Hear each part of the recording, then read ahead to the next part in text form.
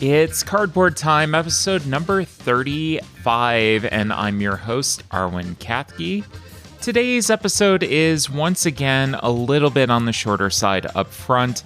It's been a very busy few weeks, and it's probably going to continue to be a very busy few weeks after this as well. So a little bit lighter on content than maybe what you're used to, but I do have some fantastic content coming up. For example, Jessica Metheringham is going to be joining me in the second half of this episode to talk about Descent Games and Library Labyrinth. Now, there was, unfortunately, an audio issue where my main microphone didn't pick up the audio, but fortunately, my spare microphone did. So please pardon the audio issues from me on the back half of this episode. Today's beer of the day is the Brutus by Missing Falls Brewery right here in Akron, Ohio. Lots of peanut butter up front, chocolate on the back, and oatmeal throughout. It was a very pleasant and smooth oatmeal stout. I will say that I really enjoyed it, and I gave it a 4.0. And it's time to check the Shelf of Shame. Well, the Shelf of Shame is back up by 3. I am back up to 153, unfortunately. 4 new additions, 2 of which came from our good friends Mike and Elaine. Mike is starting to run out of room, so he did donate Lords of Hellas and the World of Smog, Rise of Moloch. And I'm looking forward to getting those both to the table. Lords of Hellas looks incredibly cool, as does the World of Smog. Really cool aesthetics, and really interested to see how the gameplay is on those as well. Heard lots of good things about both of those. So once again, thanks to Mike and Elaine for those. And we will be coming out with reviews on those as soon as we can get them to the table. And also coming in are review copies of Tangle and Mimic by Move 38. They are part of the Blink system and their upcoming party pack that is coming to Kickstarter in just a few days. I'm very interested to try them out this weekend in more of a party setting. I've done some experimentation solo with them already, and have to say that it is a really cool system, but I will be playing around with them a little bit more with more people to get you some more developed thoughts. And as far as things that we played this weekend, Iberian Gauge was the only thing that came to the table, but we did play Hues and Cues as well. That is not in my collection. That was when Mike and Elaine came to visit. So it was their copy, and I will say that it is not nearly as bad as I was thinking, but I still did pretty bad. You know, being colorblind, it wasn't exactly super easy for me to identify a one-word cue that I could give to somebody to say, this is what this color is.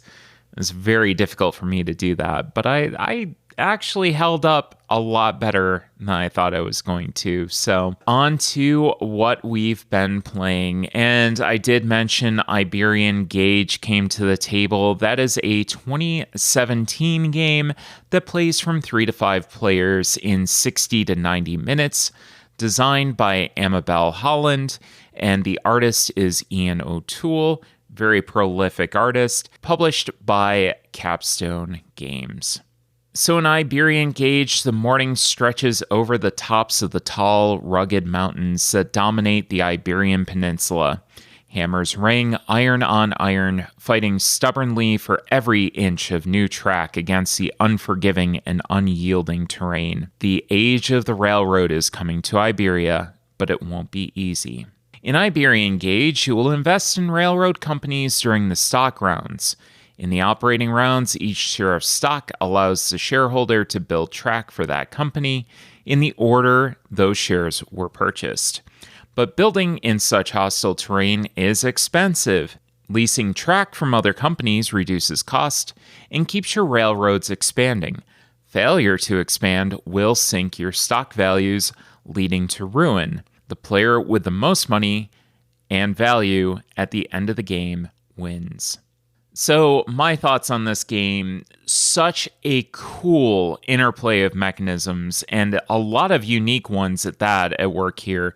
A lot of things that I haven't seen in a lot of games, or in some cases, any games before. So the fact that if you have a share of stock, you get to place a train wherever you want that's connected to the existing network using the company's money leads to some very, very interesting possibilities. So in general, a lot of what we were doing was trying to cooperate to lay track down because, again, as I had said in the description, you're normally trying to work together and trying to expand your rail network, make it to a new urban area or city during the round, because if you don't, you get very heavily penalized.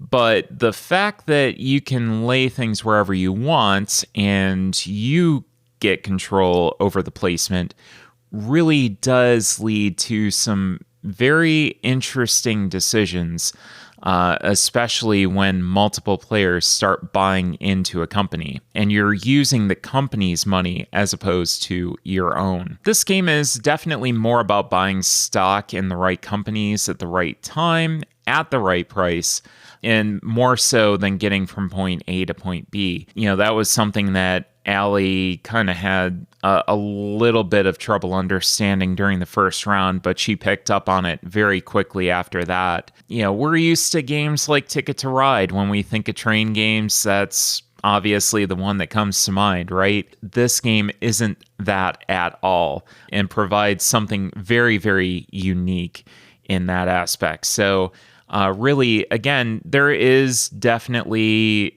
a concern about getting from point A to point B in route building, but this is definitely about wise investments, and I found that really cool. Asking players to set the initial stock price of the company if they were the first one to have a share in it was also incredibly unique and very, very interesting. The fact that you could set it within a certain range, you could set it as high or low as you wanted, you know, made for a very, very interesting decision space. And you either made it more lucrative for players to come in and invest in you, or you set that initial stock price very high, and then you kind of had to work a little bit more on your own as far as expanding your network outwards. So I found that very, very interesting.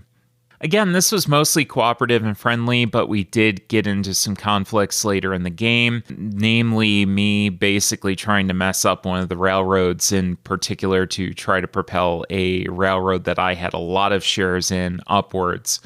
So expanding it out enough that I was able to use it for its existing network, but not expanding it out enough so that they could use mine. So I found that that was a really very unique mechanism. And again, that would be a common theme throughout this game. So depending on what players' intentions were, you could very easily sink a company pretty fast if you got enough interest in it. The rule set was very small and compact. It was the front and back of a sheet of paper while still providing a lot of depth.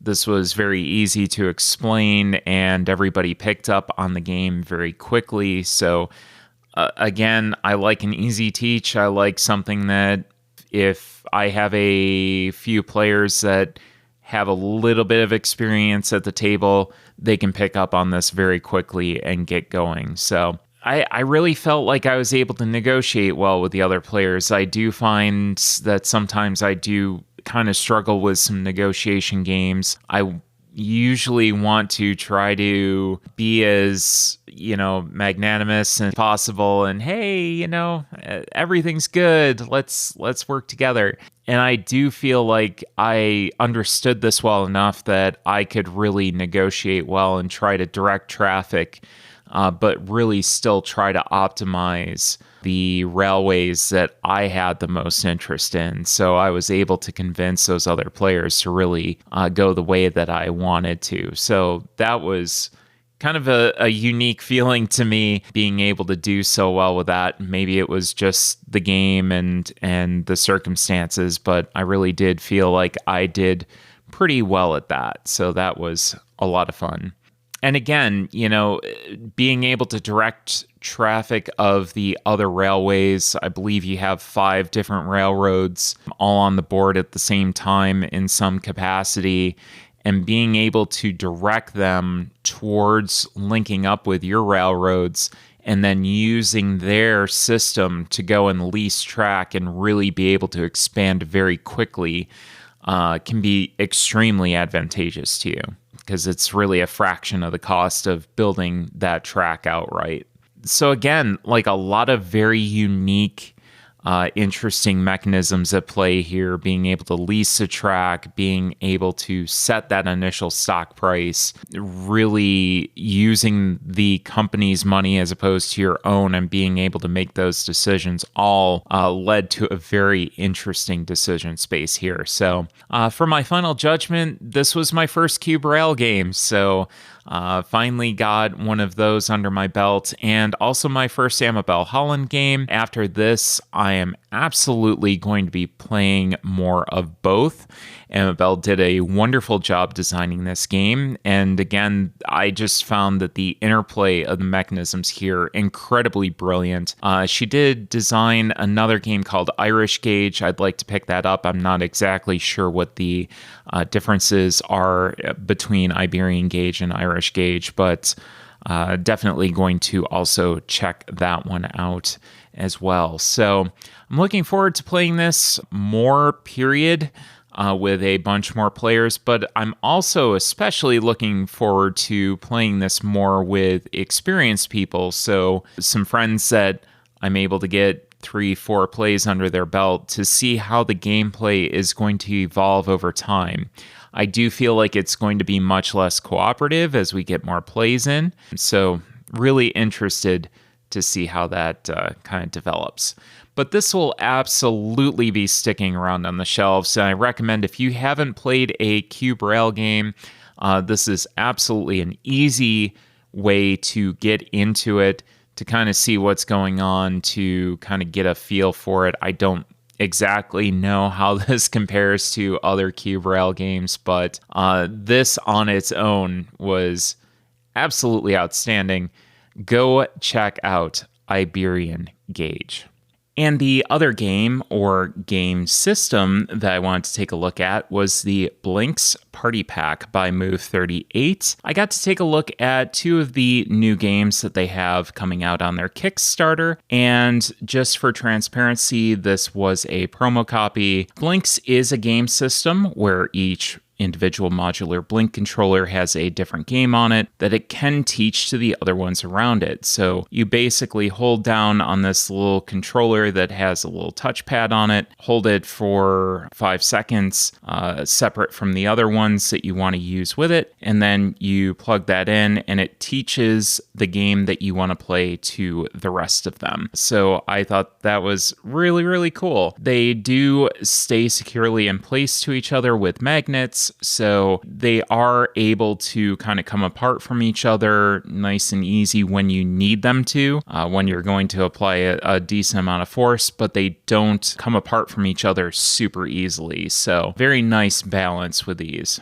And then these also do roll up into a carrying case. So there's the top touchpad and then the bottom where you put the battery in, and you basically stack them up, touchpad, battery, and then touchpad to battery, and so on and so forth. And then you roll those up in this little sushi roll case, very cute, and it makes it very nice and portable. So I give them a lot of credit for making this super, super portable. Transportation is nice and convenient. I normally don't do electronic games. For those who know me, normally I kind of stay away from electronic games, but these do get people together around the table, so I gave them a shot. The 2 games I want to talk about are Mimic and Tangle. I'll talk about Mimic first, which really best reminded me of a mashup of Bop It and Simon, where you had to rotate your Blink controller or click the touchpad for a number of clicks. Each time you didn't get a correct input, you lost a life, and 6 lives, and you're basically out, or the game is done. That's the gist of it. Super simple. I did like the fact that you could add more lives if you wanted a longer game, or you could give newer players an advantage by giving them extra lives. So if you're playing with kids and you want to kind of even things out a little bit, that was a nice way of being able to even the playing field. So that was cool. Very intuitive game. Once you got to know what each of the symbols meant, which were pretty intuitive, the rotating the blink was just basically a pattern showing either clockwise, counterclockwise, or a 180. And then clicking on the blinks were just very easily half and half blinking or in thirds blinking. So super easy, super straightforward. That was really, really nice. So I liked Mimic a lot. I think the better player count, I did play it solo, which was a fun, nice activity, but the better player count is going to be the higher player counts where you're going to be all trying to get these inputs and outlast each other. So I thought that was fun. And then the other game was Tangle, and Tangle is essentially multiplayer whack-a-mole. Each player has a different color and pattern to try to eliminate from the board, and the player with the least amount of their pattern on the board at the end of the game is the winner. So this goes on for basically 17 to 23 seconds. You don't quite know what the time length is going to be on this, and then all of them basically turn black, and then they will light up with the final game state so that you can see who won. There is also an elimination mode that the player with the most number of their pattern on the board is eliminated from the round, and the rest of the players keep going. So that was cool. Adds a nice little variety into the game, depending on how you want to play it. Again, I think that the better player count is going to be the higher player count on these. Again, this is a party pack, so you're going to want to get multiple friends out. You can play this with a lower player count, but really that higher player count is going to be where it's at with these games. I like these a lot. They're absolutely very simple, intuitive to pick up, like I said, teachable in about 30 seconds. Literally, what I told you is about all that I would need to tell you with that game out in front of us to really pick this up. So there's nothing too complex in these. I do believe that the party pack is aiming to be a little bit simpler in its offerings. So it's going to be super simple, super quick games to pick up. They do have other offerings that are a little bit more complex. Something that was very close to my heart was that color blindness was not an issue in either of these games, just due to the fact that they also had patterns to back up the colors as well. So I could see that some of the colors, again, the red and the green, I could distinguish between the two of them. Some people might have trouble, but you also had the patterns to go and back that up. So I thought that was also a very nice touch. This is an investment for sure. I did take a look at the prices on the Move 38 site. I don't know what the Kickstarter prices are going to be. You do get a variety of games for the price, but any portable game system is going to be a little bit of an investment. So just know that going in and make your own judgment on that. This is very vibrant. Definitely has a solid table presence, so people come over, they wonder what you're playing, and especially with something with a party pack, these are quick games, they're easy to cycle people in and out, and everybody gets to be around the table and get to know each other and meet each other. And I'm hoping with everything maybe opening up a little bit, I will be getting some more use out of these as well. Probably going to seek out more games to use them. If you're looking for something that you can kind of switch things up a little bit in a very small, compact size, I think that these absolutely hit. The Kickstarter comes out on the day of the release of this recording, which is 2/22/22, and you will be able to check out what they have to offer in the Blinks Party Pack by Move 38. And stay tuned because coming up next, we have an interview with Jessica Metheringham of Descent Games. On today's interview segment, we have Jessica Metheringham of Descent Games, along with Mil Gobal. Jessica has designed Library Labyrinth, a cooperative game about a team of fictional and historical women tasked with putting escaped literary horrors back in their books. Jessica also runs Descent Games, a not-for-profit organization with the aim of creating games and workshops for the campaigning sector. Jessica, welcome to the show. Hello. It's lovely to be here. Hi. Well, it is so lovely to have you. We've been following your work for quite some time, and I think this is going to be a great interview. Can you tell us a little bit about yourself? Right. So I live in Reading, which is quite close to London. So it's in the UK. And I think of myself more as somebody who is a political researcher and doing that kind of work. That's my day job more than a board game designer. But I'm wanting to bring the two of them together, and I'm thinking, what sort of exciting things, things that come at me from my day job, can I get into games? So I'm creating these games, looking for, what's out there, generally having fun along the way. Fantastic. Well, before we get into anything else, I was perusing Twitter this morning, and you posted the most fantastic story that I think I've seen on Twitter in a long time. You were trying to get a 4x4 calyx back to your abode, and I need you to share that with our audience. Oh, it was, this morning was something of a drama in the life of Jess. So we live, fairly close to the centre of town. So Reading's not a city, but it's a very large town. And so it's quite a sort of densely populated area. We don't have a car. And there was this calyx that come up for a very low amount of money, secondhand calyx, come up about 10 streets away. And I thought, this is great quality. Can't miss this opportunity, need more shelving because we've actually just moved house. So I thought, right, I will go down there and get it. Spoke to the person. They were like, yeah, sure, come down on Sunday morning. Absolutely fine. So that's what I did. I thought, okay, I will go down there and get that. I am a strong, independent woman, who do lots of hiking. I'm sure I can handle this. Well, I had significantly underestimated how big a calyx is and how heavy it was. I had this little metal trolley.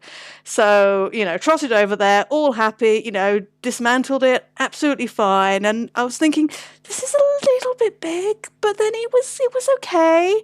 Got it onto the little trolley. The people I was buying it from were like, oh, yeah, are you sure you're going to be okay? And I'm like, yeah, I'm fine. It's fine. And they were like, okay, if you think it's fine, that's okay. I was really confident. Anyway, got it out of the flat, got it down the lift, no problem. Got it out of the front door of their building, absolutely no problem. Got it sort of round the corner onto the next street. And by this point I was a bit like, this is quite heavy, but desperately trying not to make it seem like it was too heavy or anything because, surely I can do this. Anyway, one of the little metal bits pinged off the trolley. The crucial bit had come off and it now wasn't properly doing its trolleyness in some way. And I'm like, I have no idea what to do. No idea what to do with this calyx, which is dismantled in this now completely useless bit of metal. And I could sort of drag it along, but it was like, no, this is not going 10 minutes walk home with me. This is just not happening. So the story might have been very different, except that the place I was getting it from, luckily, was right outside a large supermarket. And, of course, they have big shopping trolleys, like shopping cart type things, proper things you put your groceries in. So, I run over there, put my coin in, get one of the large trolleys, take it out, and it's like, it fits. It's great. Yes, it's poking out the top in a kind of hilarious way. But yeah, so I'm pushing this calyx back home, it's a good 10 minutes walk. It's about half a mile.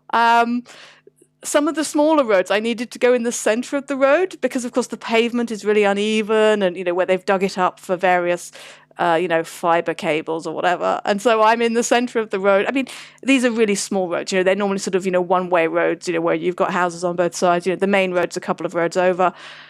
And I'm like, I'm just sort of pretending to be a car here. I mean, not really, obviously, but I'm like, I'm in the center of the road. It's fine. It's going to be fine. Luckily, it was absolutely fine. Until I got to about maybe 50 yards away from my house, because there's just this tiny bit of a hill. We're sort of at the start of a hill, and it's all flat until then. And then suddenly there's a little bit of a hill, and you have to go up a bit. And I'm like, I'm not sure this is going to happen. So there was a point when I had to sort of leave the trolley against a lamppost, take out a couple of the bits, go up the hill, drop them outside my house, go back, take another couple of bits. It's fine and everything.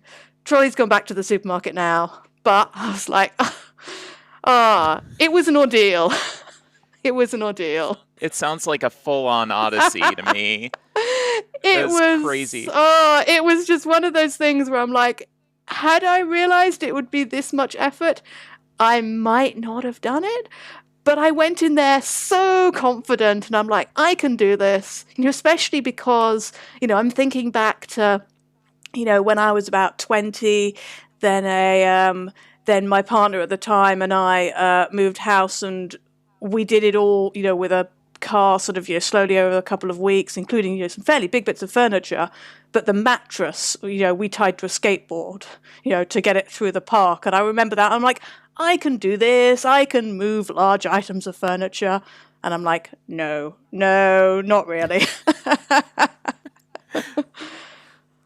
I know the troubles that I had with my Calyx when I bought it from IKEA, and it came directly to my house. They put it right in my garage, and all I had to do was directly move it down to my basement and assemble it, and that was tough enough. So I give you so much credit for doing this. It was heavier than I thought it would be, but I'm glad it's done now. So I'm going to ask you a little bit about how you came up with the name of Descent Games and your mission with Descent Games. Ooh, yeah. So the first game that I made, the one which, Descent Games, the company, was made for, because it's been in existence for a couple of years, but it's basically me and a couple of others. No one's actually getting paid yet, as it were. The game that it was made for was called Disarm the Base, which was about breaking into a military base to disarm warplanes. They're going to be sent somewhere else. They're going to kill loads of people. It's like, right, let's be peace activists and go in there. So I was like, okay, right, what company name would go well with that? And I thought about things like, direct action games. And I was like, no, actually that implies something else. Descent Games just kind of stuck. And, I think it's because I want to use this, to use gaming to slowly challenge the norms about something.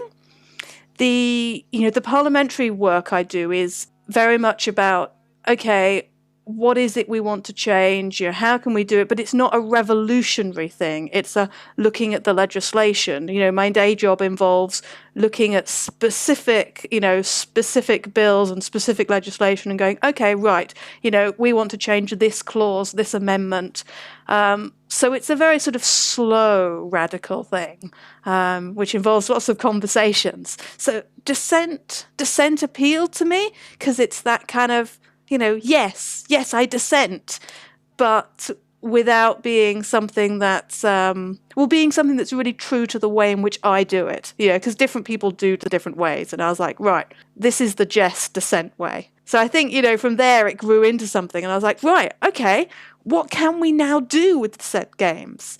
And I think that challenging the norm is probably where I go back to. That's the core thing. It's thinking, what is it that we'd like to change for the better So that's where most of the ideas and the games have come from. And that's our mission, really, to think about things where we'd like to make a positive change in the world. There's a lot of content on your site, from games to how to find information on being more active in politics as well. I was on there yesterday doing some research, and I was very, very impressed with just how much content and the breadth of content that's on there. Oh, thank you. What I'd really like to do, and I sort of, tried doing a bit of it last year, but of course, the upcoming game, Library Labyrinth, took precedent over all of that. What I'd really like to do in the future would be to do lots of things where people come up with little games which are about really big ideas. So if they're postcard games or something which is just a few cards, some of the 18 card games, which is specifically about a big campaigning thing. And it might be something where it's about stopping an oil spill, or something where it's about making sure that everybody can vote. Those kind of things is what I'd like to express through games. That's so cool. I really love those small foreign games, by the way. Like the Button Shy, like you said, the 18 card games, love those so much. Me too. So tell us a little bit about Library Labyrinth. So, Library Labyrinth, that's what we're working on now. We're going to Kickstarter in very, very soon. We're going to Kickstarter on the 1st of March. It's very exciting. Library Labyrinth, so this is a cooperative game, which is a relatively small box game. Lots of rotating tiles, lots of working together. Many, many brilliant, amazing female characters. The story is this. You are trapped inside a cursed library, and there's something is, rippling through the shelves, causing chaos, releasing these literary terrors and horrors and monsters and obstacles from the books. So you've got Dracula over there, you've got a Kraken in the corner, Big Bad Wolf is behind you. You're like, what do we do? So you call upon the characters from the books. This is a library which has got, quite a lot of fictional books in it, but it's also got some non-fiction. So you're calling on historical women, you're calling on fictional women to sort of say, how can we deal with these things? So you've got Mary Seacole, for example, who's a Crimean nurse, perhaps teaming up with Joan of Arc to defeat the Big Bad Wolf, that kind of thing, where you're like, what sort of mashup can you get? Historical characters, fictional characters, maybe you've got Heidi coming out of a book and she's like, oh, okay, right. If I partner with Harriet Tubman, then we can defeat the Martian robots from the War of the Worlds. That kind of thing. That's the idea anyway. This is a relatively quick game, family weight game where you're moving around a grid. People who like Forbidden Island and Forbidden Desert will probably like it. There are quite a lot of elements that are quite dungeon crawlery, but it's not a dungeon crawler. The original thoughts actually were very dungeon crawlery, and then it moved away from that a bit. But it's got tiles that you flip over to reveal things like rewards. You've got different monsters that come out, and you've got to match the symbols on your cards to the symbols on the monsters in order to capture them. Then you've got to pick them up and you've got to deliver them somewhere else on the board in order to defeat the curse. Well, and you did mention the origin of the game kind of being almost like a dungeon crawler, and I did see that very early on. And we will talk about the community aspect and how involved you've been with the community and sharing the development of the game. One thing that I did want to ask is how you came up with the concept for this game. This is a difficult one because there are multiple things that sort of, led to this. But the core idea, I think, has remained more or less the same. That I was thinking, what if there was a puzzle or a maze or something which had to be done? And I was actually thinking originally of lots of doors or gates, maybe, which had to be opened. But you had to get different famous women to help you do it.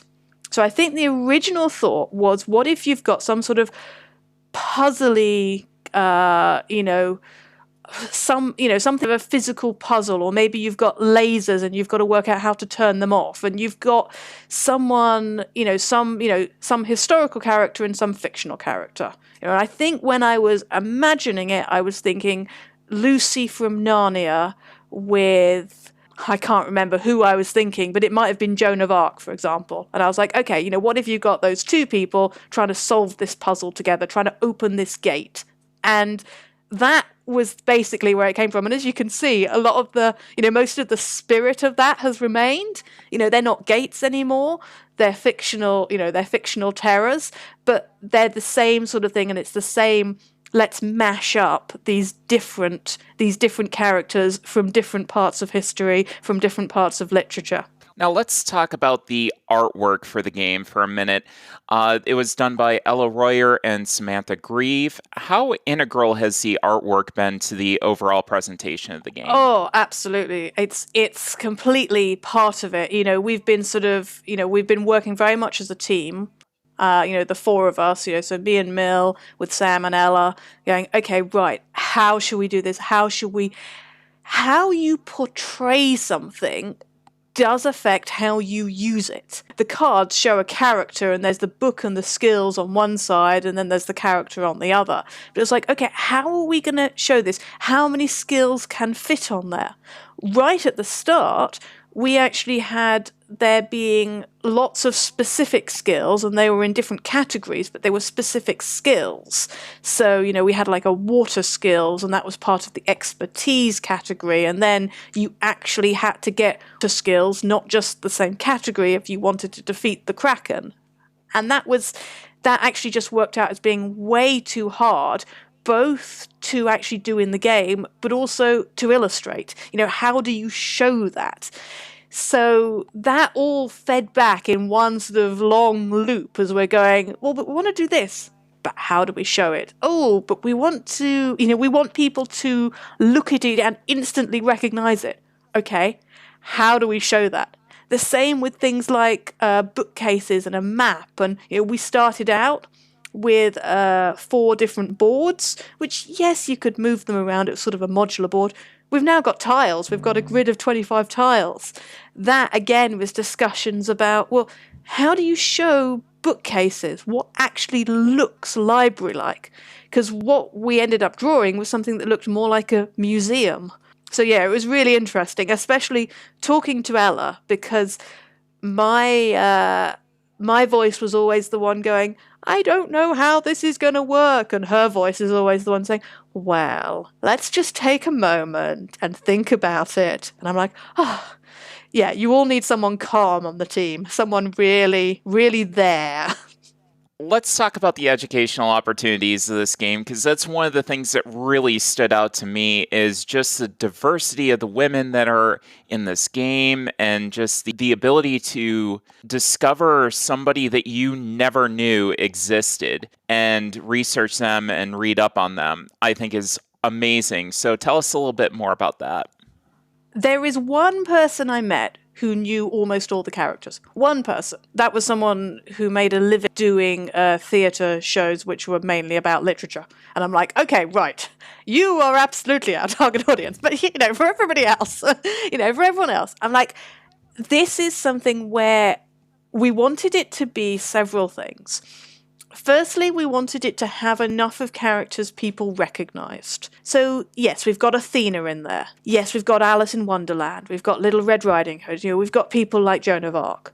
But we've also got people who you might not have heard of. We've got Hypatia, who is the famous mathematician. And I'm like, oh, that's really interesting. She had a fascinating life. She was revered in her lifetime as being a great teacher. But people who don't know a lot about maths might not know a lot about her. So, those sort of characters who have been lost to history for most of us. There's also a lot of characters from around the world. Now, we are all British. We are coming at this from different angles, but we were like, okay, sure, this library is going to be one which, takes a British angle, as it were. That doesn't mean that it's stolen stuff from around the world, although it probably has, because, that's what happens, I'm afraid. Sorry. But we're like, okay, we've got to make sure we include classic works from elsewhere. So we've got someone from The Dream of the Red Chamber, for example, which is one of the classic Chinese works of fiction. Absolutely brilliant book. I was like, right, we have to include that. But we've been speaking to quite a few people about the type of people we should include from other places. Spoke to someone from Japan who was saying, okay, right, you don't want that person, you want this person. And I'm like, okay, right, definitely, sure, you're the expert. Let's include that person instead. So it was really interesting to make sure that we had some of those other characters to really build this up and make it something which was not just a 19th century British library. So out of the characters and books that are represented in the game, what would you say is your favorite? Ooh, so my absolute favorite, I think, is probably Torfrida, who comes from Hereward the Wake, which is a book about the Celtic Saxon crossover in England. So I'm not 100% sure when exactly it's set, but it's at that point, So, you've got Hereward, who's, the hero of the story, but actually doesn't really know what he's doing a lot of the time. He's a big warrior He-Man type figure. And then you've got Torfrida, who is his wife, who is leading a lot of the political and diplomatic stuff. And the thing I like most about her is the very fine line she's portrayed as treading between sainthood with witchcraft, because she's got powers, but she's like, oh yes, they're really, really good powers. There's this bit towards the end of the book where she is repelling the other armies, and she's standing on this tower, and there's lightning, and she's basically just wearing a white cloth, and there's lightning, and her black hair is streaming out behind her, and she's like, yes, it's really saintly. Honestly, it's really saintly. And I'm like, that fine line I just really love. It just makes me laugh. So. Well, and especially you can kind of paint that mental image in your mind, and you can see that happening, which is just absolutely incredible. So you have been incredibly transparent in the development process in this game with the community, and you've solicited a lot of feedback along the way as well. Can you tell us how that feedback has helped shape the game? Well, for the better. That's the immediate answer, that it's definitely helped. Because actually, this is one of the benefits of working in a team. That as a team, you come up with ideas which are better than what one person could come up with. But also when you go out and say, oh, this is what we're thinking of, what does this look like? What does that look like? How do you think that works? How do you think this works? Then people come up with some really good stuff. And they're also able to tell you where you might have got it wrong. So I've done a fair amount of work for things like government consultations, where, yes, there are, of course, those consultations where the answer is decided beforehand, but there are also ones where it's like, I just don't know. I don't know what the answer is. I want people to tell me, because then I can absorb all those ideas, run through them, pick out the really good bits and go, yeah, actually, this is really good. So I think that kind of crowdsourcing for ideas works really well when you go into it with an open mind and you go in and you say, actually, this is the idea we have. We'd like some feedback. This would really help us. What do you think? Because people are always really willing to give feedback, and it just makes everything so much better.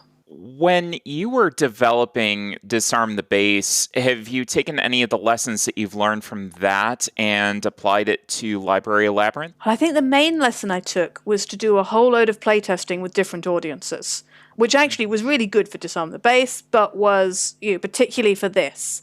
Because Disarm the Base, then I was looking at two distinct audiences. I was looking at board gamers, but I was also looking at peace activists, because that was the theme of the game, and Disarm the Base was also based on a true story. So I was looking at friends of Sam and Woody, essentially, who were going, yes, I want to buy their story in a board game form. But of course, that meant that those two audiences approached it quite differently.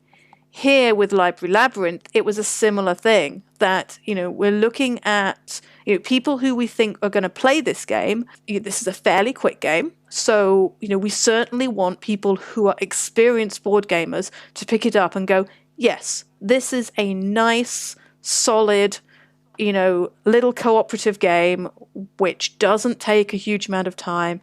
People who are used to playing it, say you've got 3 people playing it who have played it before, then a game can take as little as 30 minutes. Normally it's sort of, 45 to 60 minutes. It's someone who's playing it by themselves, where it becomes more like a sort of a solo puzzle. That is, that's probably about, 25, 30 minutes.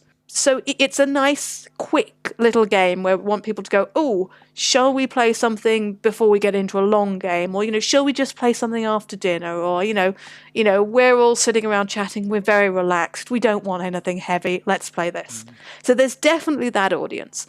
But there's also the people who haven't played a huge number of board games. We want it to be quite gateway. We want people to go, okay, yeah, I understand this. Yes, it's much more complicated than Scrabble or whatever. I understand it. And that's a core audience there. We also, of course, want people who really like books to understand it. We want people who are really into books to be playing this and going, yes, I really love this game because I love the characters, because I recognize, that's the Lady of Shalott. Oh, yes, of course she's got, water skills and magic. Of course, I get it. There are some little in-jokes in there. For example, Red Riding Hood has a good shot of one of her skills, which makes sense if you're British and you read the Roald Dahl version where she shoots the wolf. It's perfect for that, for that generation of British people. So we want, so there's a whole load of different audiences. And so playtesting it has been a bit of that thing where we've just had to playtest it again and again and again with lots of different audiences. And I think that had I not had a game before which had different audiences, then I might not have realised just how important playtesting was. When it comes to playtesting, what was your primary method? So we had it in Tabletop Simulator originally. And so this time last year, we went to a few of the proto-spiels, which were really useful, so the online conventions, which of course meant I got introduced to Discord because I hadn't been using Discord before that, and it's like, oh, there's a whole world out here. Then I did quite a lot with the virtual playtesting group. There's one of those online, and I did quite a lot with them, and that was actually really useful. Really useful. Again, that was Tabletop Simulator. We did some in-person playtesting, but it was interesting that when we were playtesting online, we were mainly playtesting with 4 or 5 people, versus when we were playtesting in person, it was usually 2 or 3 people. Plus, of course, the games are actually a little bit different for different player counts. When you've got more people, then it's more about trading your cards and making sure the right person has the right card at the right time, whereas when you've got 2 people, then it's much more about sort of running around and keeping the grid under control, which of course makes sense, but it's just worth, spelling that out, I suppose. We've now got it on ScreenTop, so we've migrated everything over to ScreenTop, which means that more people can get in and can see it and can, have more fun with it. Because of course Tabletop Simulator, you need to actually buy something in order to get in, whereas a lot of people find ScreenTop that little bit more accessible. I think that's been very interesting to see. I was originally a big Tabletop Simulator fan, and then seeing what ScreenTop was providing, seeing what Board Game Arena was providing, where I could go and now I didn't have to ask a friend to pay $15 to get a program. They could just go on and they could join me, which I thought was fantastic. I was really glad to see that we've had that kind of progression to more browser-based open gaming as well, because it's just more inclusive and invites more people into the equation. So yeah, it definitely makes a difference. When you can say to somebody, oh, here's the link, check it, then it's quite different to saying, oh, well, you need to go and download this and download that, especially when for this, the audience, yes, there's a big board gamer audience, but there's also a bookish audience. And we're trying to make sure that, that this is not something that just board gamers get to playtest. Now, that definitely makes a lot of sense. Now, one of the questions I wanted to ask you, because this is a lot of literary women, it's all different historical women, literary women, how important do you think representation is in gaming for women to see themselves in a board game and be able to identify with some of the characters? So I come from politics, which is relatively masculine in many ways. And I have been quite surprised by how masculine board gaming still is. Yeah, it took me by surprise a little, because I thought that I was accustomed to living in a man's world, and no, it turns out not, actually. That's not what I thought. Which is just a really, there's definitely something there. But I've also been taken aback in a very nice way by the fact that within the board gaming community, there's a real progressive community as well, which is really lovely, really liked that. Representation as a whole, I think, is absolutely vital because it's the normalization of things which nudges things. Making change happen comes about from multiple different ways. There's almost nothing where you can point to it and you can say, that was the sole thing that made change happen. Quite often there's a catalyst, there's a spark, and you can say, okay, sometimes that's chosen rather than, just happens. Sometimes there are multiple sparks and people then, look back in hindsight and go, oh, we're going to say it was that one, whereas actually there might have been other things that could have sparked it off just as well. Mm-hmm. But it's actually that change, my main point, I think, is that change comes about when you've got some people who are standing up and shouting about something in order to raise awareness, when you've got other people who are sort of quietly working away at something to make small changes, and then when you've got other people who are just sort of making the little tweaks or, doing something else to slowly change the norm. And I think that as long as you've got all of these different things that are happening together, then it nudges society in the right direction slowly, and that is sustainable change, making the norm something which is a better norm, changing, the way it is.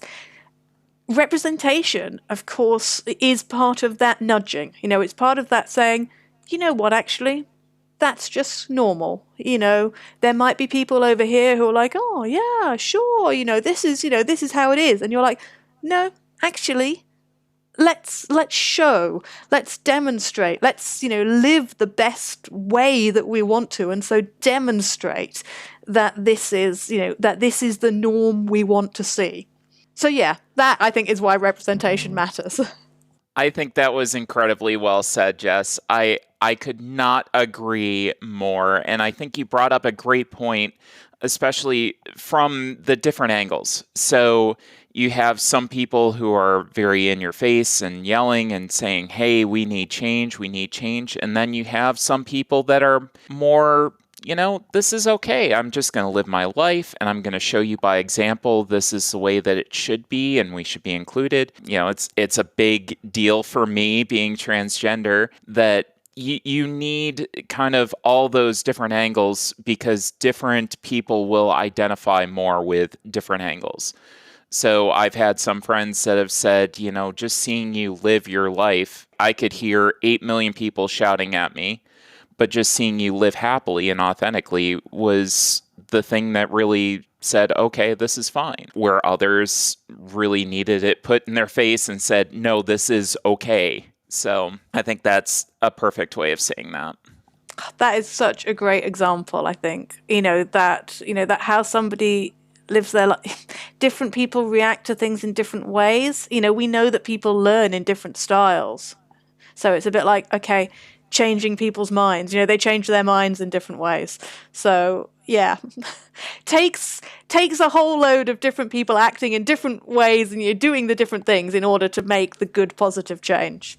Now let's shift topics a little bit here. And I want to talk about your other interests besides board gaming. Ooh, well, normally at this point I say reading. I read a lot. And this is in the game. This is in Library Labyrinth. I mean, that's partly it, I think, that actually this is a big thing I do. I mean, so I tend to read a lot of whodunits, actually. At this point, I have read all of the books that Agatha Christie published under her own name. I haven't read, there were a few that she did under a pseudonym. I haven't read those. But I've read all the Agatha Christies, and there are 60-something of them.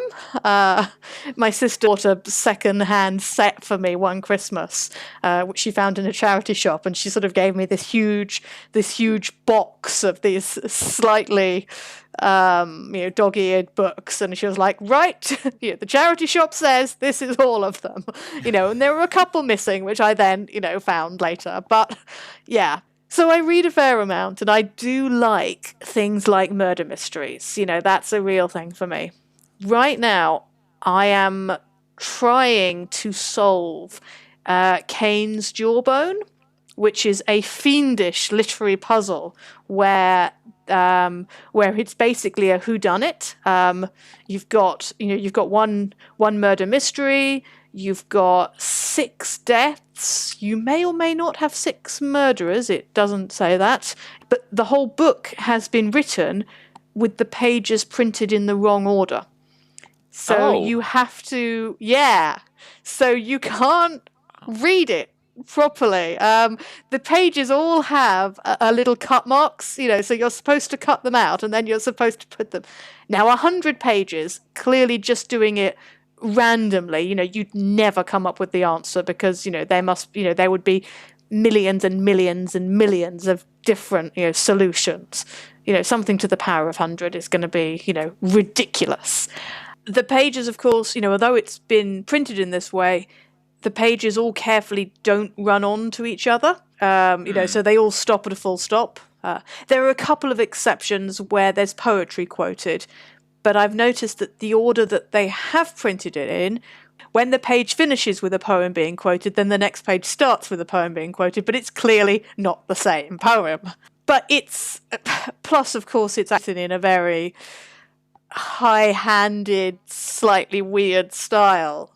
So it's almost impossible, and I think there are 3 or 4 people who are known to have finished it, known to have actually completed it, because there's somewhere you can send the answer in, when you've done it, and it takes weeks and weeks and weeks, and so yes, that's my ambition. That's going to take up all of my spare time for the next year. That is so amazing. I'm like, I don't know what's going to happen. Apart from that, I mean, when I get the chance, I do like to go out walking. I like to do a fair amount of hiking. But I've also got small children, and so I feel that right now there is very little time that's not work, board gaming, reading, or small children. And I'm like, there is no other time left. I wish there was. I recently had somebody come up to me and say, look, I don't know how you do everything that you do, but I'm glad that you do it. Because I have work, I have 2 boards that I'm the part of for different organizations. I have the podcast, obviously, and then I have to fit board gaming in somewhere as well to do these reviews. So it's just amazing how much time these things take up, and you can really fill up your dance card pretty quickly. You certainly can. There was a Doctor Who episode, some years ago where, the bad guys, obviously, were selling time. They'd sell you 2 days in 2 days' time. And I'm like, oh, I want that. I don't care how bad it is. I don't care that it, almost ripped apart the universe, which it always does in a Doctor Who episode. I'm like, I want the 2 days in 2 days' time. That would be wonderful, please. I think I might sleep. I might drink some coffee, and that would be about it. Yeah, sleep would be nice. More sleep, please. Yeah, please. So what else other than Library Labyrinth is on your table? You mean what I'm playing that other people have made? What stuff am I looking at the moment? Ooh, what am I looking at the moment?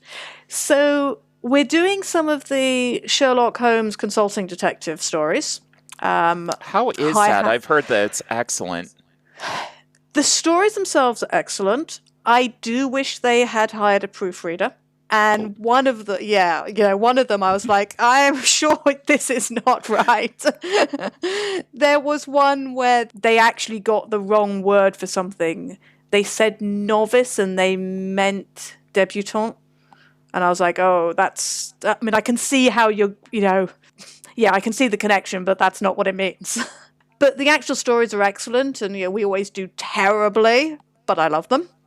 Generally, I've been playing a fair amount of small things at the moment. We've been playing The Crew, which I am, again, not so great at. My partner is very good at it. When he plays with other people, is pretty good. And he's been playing The Crew, but with open hands, with our 5-year-old, which is interesting. I mean, it's a completely different game, but, she's working it out. And it's like, that's really quite cute.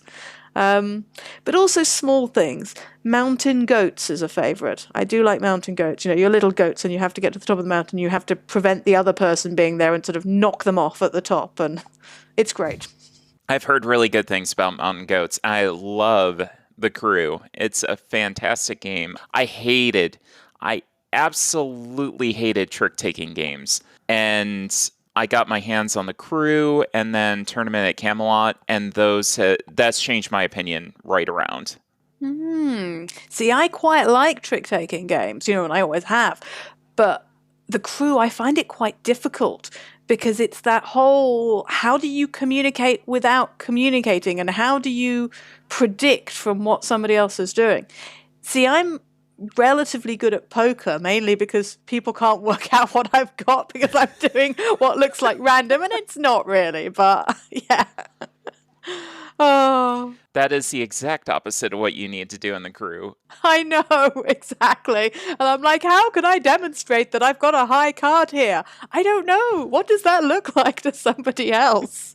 So anything else that you'd like to discuss? I don't know. I was going to say shopping trolleys, but, we've done the shopping cart story. We certainly have. Yeah. Yes, I had a very, very large cup of tea after that. I was like, I need to just sit down and be like, right. Then I had a bath, which was really good. Ooh. That's also something that I would do with 2 extra days, is probably take a bath both of those days and just sit and soak. Bath with bubbles, that would be nice. Bubbles in the water, not bubbles to drink, I mean. Although bubbles to drink would be nice too, but I'm not sure. I'd say both. Yeah, why not both? Yeah. So how can people keep up with you on social media? So we are mainly on Twitter. That's mainly me, but occasionally Mill takes over.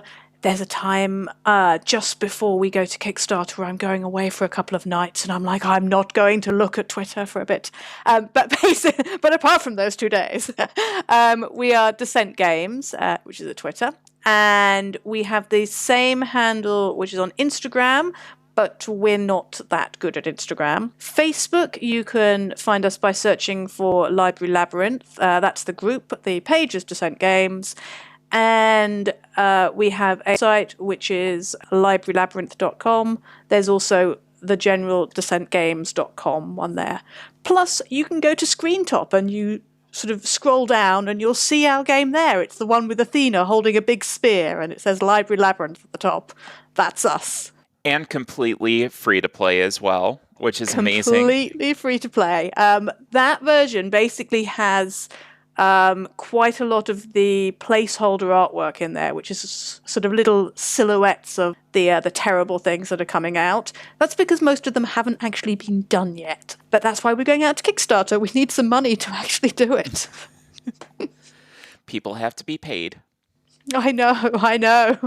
We'd like to pay ourselves at some point. And the Kickstarter launch date is? The 1st of March. So we're going out on the 1st of March. We'll be live on Kickstarter for the whole of the month of March, because we reckon that that's probably the simplest thing to understand.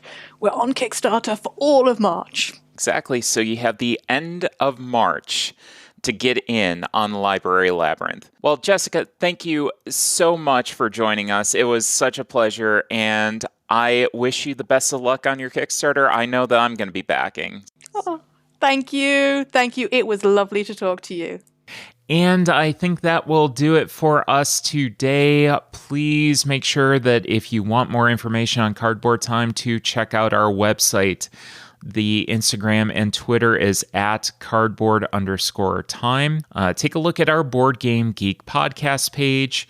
And if you have any questions, suggestions, or ideas for discussion topics, please email cardboardtime@gmail.com. And speaking of those socials, if you do follow our social media, you will know that I did get press credentials for Gen Con, so it's going to be my first. I am so looking forward to meeting people at Gen Con, to be able to finally get that Gen Con experience after years in the hobby, after years of hearing about this amazing convention.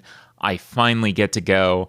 I remember people at Origins asking, the big question, are you going to Gen Con? No? Okay. I guess we won't talk to you there. So to be able to go, yeah, I'm going to be at Gen Con. You going to be there?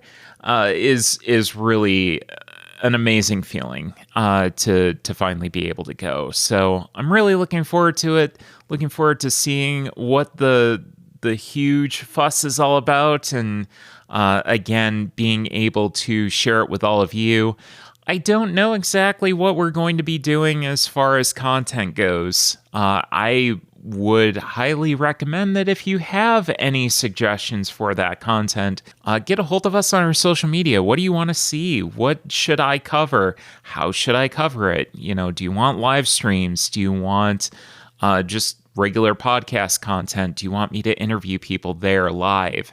I'm kind of up in the air right now, so it's your opportunity to help shape what I'm going to cover at Gen Con. So exciting news.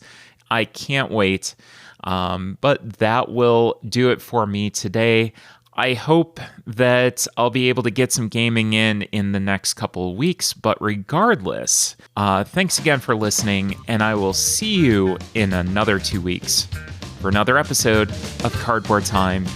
Happy gaming.